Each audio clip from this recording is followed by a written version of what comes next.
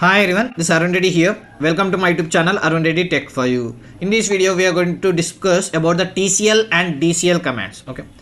So friends, if you are new to my video and if you want to learn DBMS, you can go through my channel playlist. In playlist, you can find a playlist called DBMS where remaining videos are available. And if you know Telugu and if you want videos in Telugu, there is another folder DBMS in Telugu. You can go through the playlist and there you can find the Telugu videos. And if you don't want to miss my video, please subscribe my channel and don't forget to like and share my videos. And if you want previous and before videos, you can go through the video file description where remaining videos links are available. Right. So let us move to the topic. Okay. So as we know, SQL commands are further divided into DDL, DML, TCL and DCL, right? So in the last video, we have discussed about the DDL commands. After that, we have discussed about the DML commands. And in this video, we are going to discuss both TCL and DCL. Okay. So let us start first with the TCL commands. Okay. So what is TCL? First, TCL means transaction control language. Okay. So this TCL commands can only use with the DML commands like insert, delete and update. So what we are saying, we can only use on DML commands, that to insert, delete and update, because select will not change anything. Okay. Select command, it will not modify anything. So we can use the TCL commands on insert, delete and update, not on DML, because DML commands are auto committed, right? So they are permanently saved, so they cannot be changed. Okay. So what are these TCL commands? Means commit, rollback and save point. So let us go one by one. So first let us start with the commit. So what is commit? Means commit is used to save all the transactions to the database. Just like you have a MS Office, what you'll do, you'll type in the MS Word. When you type in the MS Word, at last you will say Control S to save all the data, right? Same way we use commit. Okay. So commit, what is the syntax? Commit semicolon. Okay. For example, there is a table, okay, so which contains two columns, and what I have done, I have deleted one column which is not necessary. After that, I said delete from the student where serial number is equal to 102. So that means I have deleted one column. Sorry, not column, row. Okay. So deleted one row. Then after that, I said commit. Now this table is permanently saved in the database. Of course, we can do the changes, but till now we have saved whatever we have changed. Whatever we have changed, we are saved. Okay. So we have saved whatever we have changed. Okay. Right. Next, rollback. What is rollback? Rollback command is used to undo the transaction that have not been saved as saved to the database. Okay. So what you are saying, whatever you didn't save, that can be rollback. For example, I have created a table, right? So I have deleted 5 rows. For example, if I didn't say commit at the last, then I can use rollback and I can go back to the previous status. Okay. So previous, for example, I have 5 rows in a table. I have deleted one by one. At last I felt I have wrongly deleted the rows in a table. So what I will do, I'll just say rollback. So what it will do, again it will come back to the previous position. Right. So rollback will do what it will do, undo, until when you have not already saved to the database. So whichever you didn't save, it can be undo. But if you are saying saved, if you saved, that means if you have said commit, you cannot undo it. Okay. Right. So what is the syntax? Rollback semicolon. That's it. Okay. So suppose if I delete let us assume I have deleted the row. Okay. So I have deleted the row, right? Okay. So after deleting row, again I said rollback. Now what happened? Again it will come back to the previous position because it is not saved. Okay, after deleting you didn't save, right? So it can be rolled back. So whatever you didn't save can be rolled back. Okay. So example, let us see example for the commit and rollback so you can understand easily. Okay. For example, first I have said select star from EMP. That means I have a table, employee table, which contains 3 rows. Okay. Now I have deleted delete from employee where EID is equal to 103. That means the last row is deleted now. One row deleted. Now I said committed. That means I have only 2 rows in a table now. So what I will do next, I said rollback. If I say rollback, it will not. Okay, you will not get the 3 rows of table because after deleting I said commit. Suppose if I say commit before deleting, I would have got the 3 rows. After rollback, I said select star from EMP. I got only 2 rows. Why? Because rollback will be done after commit. Okay. So after commit, if you do any changes, rollback can be happen. So the same thing what I am saying, if I say commit before the table row is deleted, then we can get back the row. We can get back the row. So that's the difference between a commit and rollback. Commit is save, rollback is undo. Okay, right. Now save point. Save point is also used to save. Then why we use commit? Save point is also used to save but temporarily, and save point is used to used for rollback. Again you are confused, you got confused, right? You are saying save and rollback, both are contrast, right? No, here the point is it is used to roll back the transaction, sorry, it is used to roll the transaction back to a certain point without rolling back to the entire transaction. So what we'll do, save point will give a name. Okay, save point, save name. So children, sorry, save point name. So what you'll do, you'll give a name to the save point.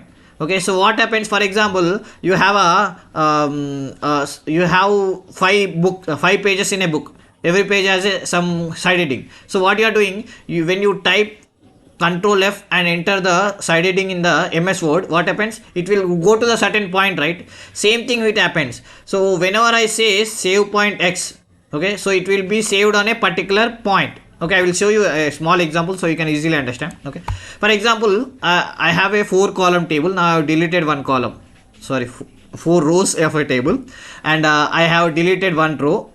Now before deleting I said save point W, right? After deleting again I said save X. So everywhere I am saving with some name. So here it is W, here it is X. Again after that I have deleted another row.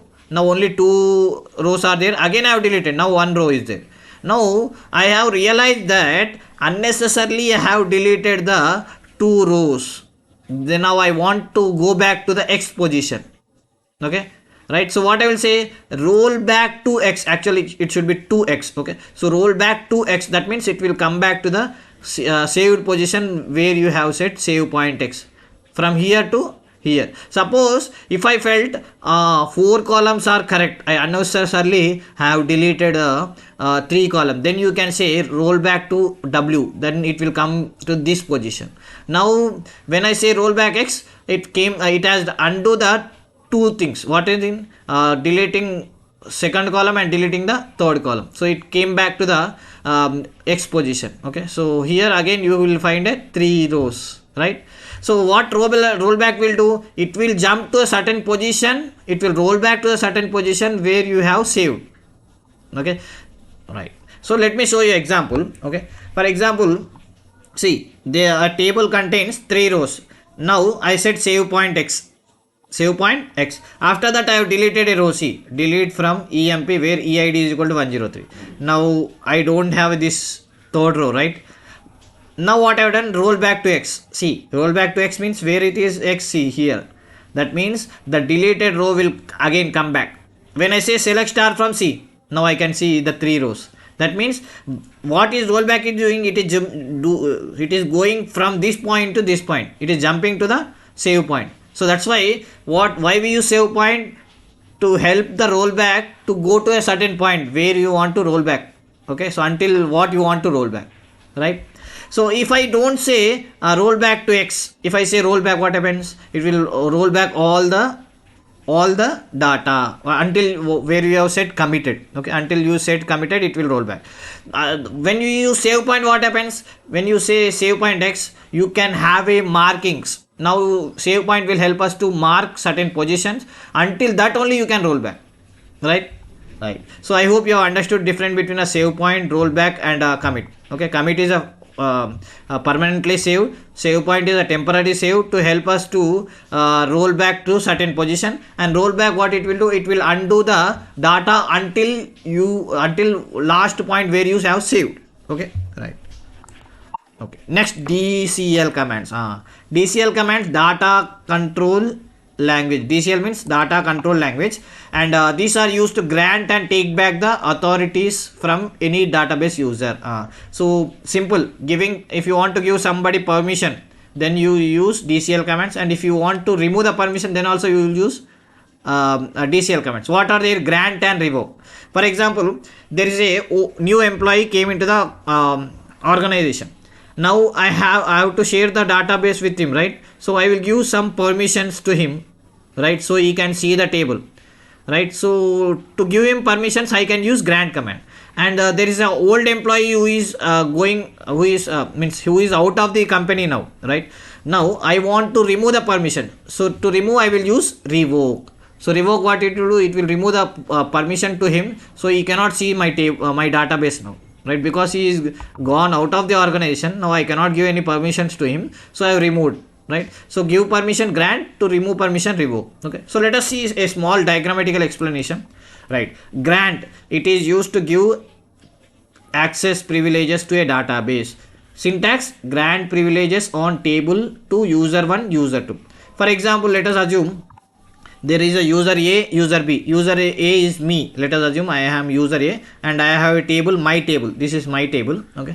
Now user B came into the organization and he has requested, or he has requested me. So that I will also help you in the database. So give me permission to select, and if any changes required, I want permission also for update. So what I will do, I will say grant select update. So I am giving two permission, select and update. On what? Only my table. On my table. See, I will not give permission to on all tables. Only on my table, to whom? User B.